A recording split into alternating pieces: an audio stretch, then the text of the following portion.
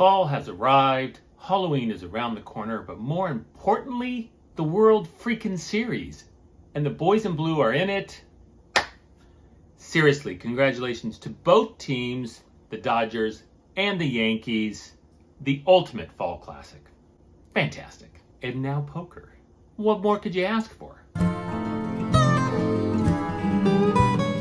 This was a great session, a couple of very interesting, cool hands, and just a ton of fun. Hang on a second, let's see. A ton of fun. That must mean we won. With poker, fun and winning are pretty much in lockstep. Hard to have one without the other.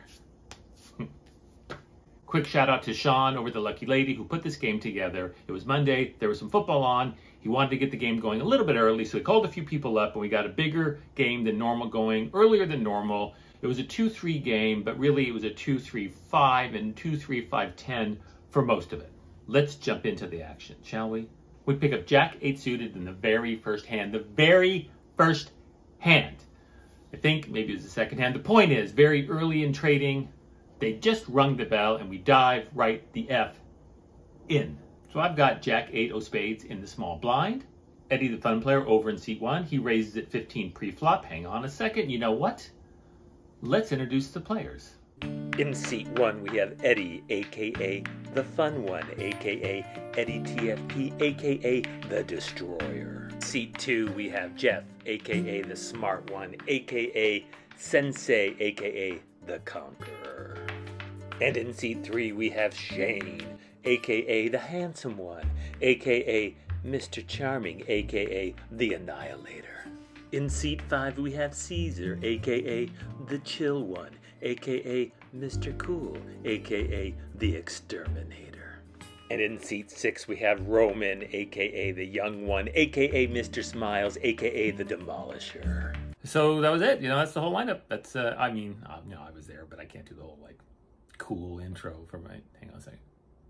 I can? My producer just said I can do the whole cool, with the nicknames and everything, I can make my, sweet. And in seat 4, Marty, aka the tight one, aka the Norwegian king, aka the crusher of souls. So here we are, in the small blind, with the Jack 8 of spades, buy in 100 to 500. I am in for 300.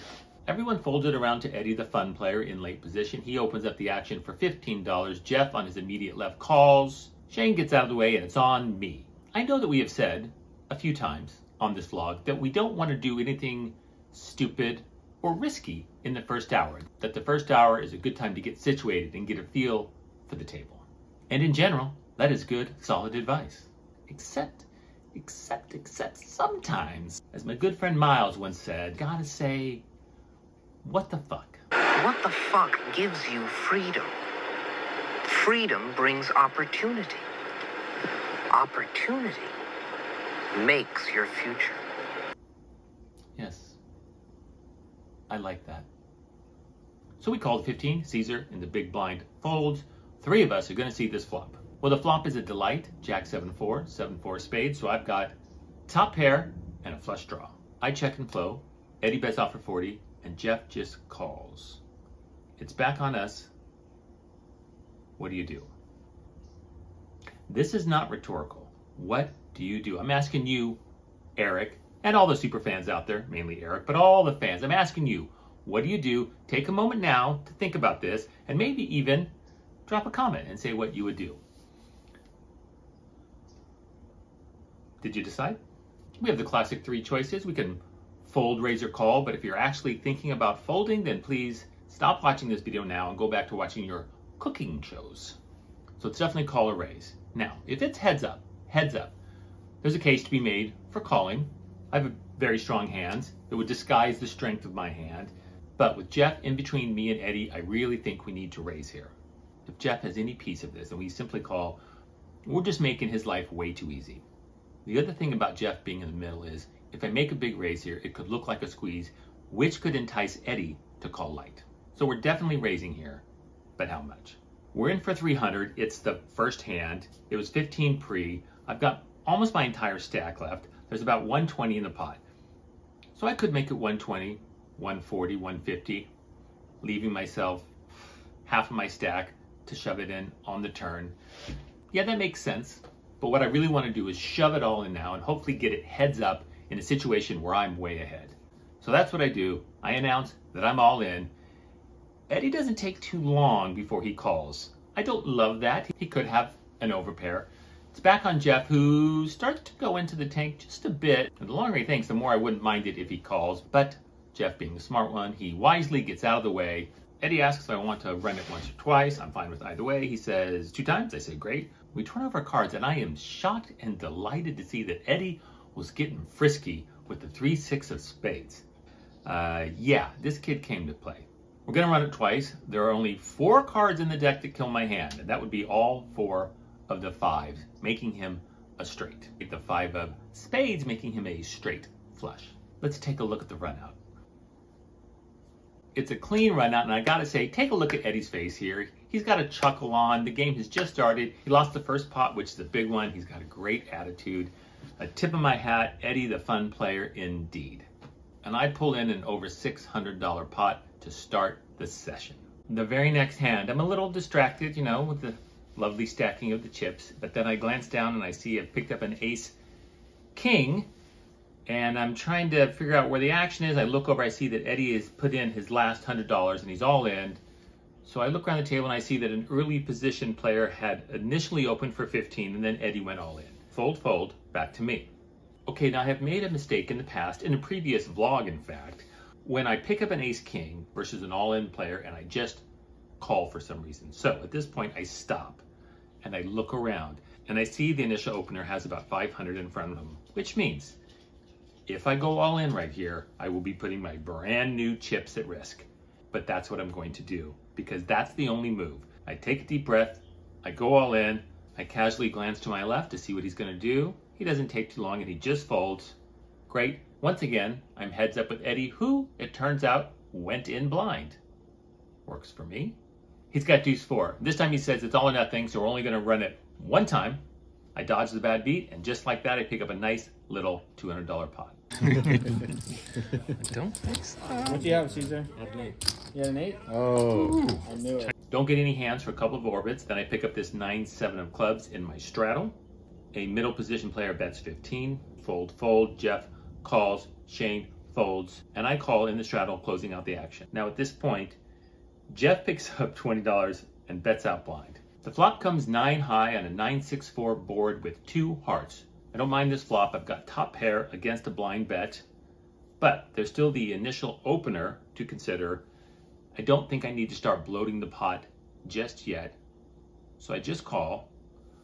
The initial opener gets out of the way, good news, and now it is heads up with Jeff, and I've got position, and a glorious little 9 falls on the turn. Jeff leads out for $75, and I do a little mini tank here, and I imagine I am way ahead, unless it's just a cooler situation and he's got ace-9 or pocket 4s, but barring any nonsense, I'm probably way ahead. I considered just calling, but I actually think just calling might send up some red flags. But if I make a nice chunky raise here, Jeff might talk himself into thinking that I'm the one with hearts, or trying to put a move on him, and I don't really want to give him a cheap look at the river, so I raise it up to 225 and he pretty quickly folds. And I take down another decent sized pot. At this point, I go really card dead for like an hour, starting to bleed back some of my winnings as you do, trying to push some mediocre hands. For example, I pick up this 9-10, the diamonds you see here in my big blind. A middle position player opens to 20, we get 2 callers. I close out the action in my big blind. We see a flop which is queen, jack, deuce. So I flopped an open ender. I check, it's checked around, and a 5 of hearts falls on the turn. At this point, I decide to get a little frisky and I go after it, leading out for $40 into an $80 pot with my straight draw. Well, it is quickly raised and re-raised, making my decision pretty easy. I fold. It turns out they both had hearts and they both got there on the river, but it's hands like these where your winnings can just get whittled away and you really need to watch yourself. You got to check yourself before you wreck yourself. Okay, this next hand's very interesting. I have ace-king in the big blind, and there are a few limpers to me, and I decide to make it 20 pre-flop. I pick up 1, 2, 3 callers. 4 of us are going to see the flop with $80 in the pot. Flop comes 9, 3, deuce, and I bet right out for 40. Eddie folds. Jeff thinks about it for a second. Another second. Another second. Makes the call. Shane gets out of the way. A queen falls on the turn. I glance over at Jeff, and something tells me he is not going to fold no matter what I do. I give up. I check, he checks. River, check, check. I turn over my ace-king. He turns over a 7-3, having gotten just a little piece of it on the flop, one pair, calling me down. I fold, and then Jeff says something very interesting. He says, "You bet too quickly on the flop." This is something we've talked about. And damn, that's a good point. This is a great read on his part. And he is right. And we've talked about this, how sometimes when people bet very quickly on the flop, it means they haven't connected in any way. I didn't take a moment to admire my overpair, or what if I hit a set, or if I hit anything. I didn't take a moment. I just quickly bet out. I'm not saying this is a fail-safe tell. I'm just saying it's something to look for. Anyway, I acted very quickly. Jeff picked up on it. Nice read. Well played. Nice hand, sir. And while we're on the subject of Jeff, there's one more thing. Jeff was getting the worst of it for the first hour. I mean, really bad beats, some real cooler situations like this hand here. Take a look here. He's got pocket kings. He flops top set with his kings and loses to a flush on the river. In this hand, he's got 8-9. He flops a straight when it comes up 10, jack, queen, but he loses to another player who flopped a better straight with a 9-king. And at this point, most poker players would whine and complain, start talking about their horrible luck, but Jeff did not. He took it in stride. He bought in again, and he just went after it. Very impressed with your poker attitude and ethics, Jeff. Tip of the hat. Nice playing with you. And that's the session. It was a great session. In for 300, out for 700. I won about $400. Had so much fun. Thanks to all the guys. Thank you for watching. Please drop a comment. Please subscribe. We've got to get to 1,000. Go Dodgers. Go, go, go. Go Dodgers.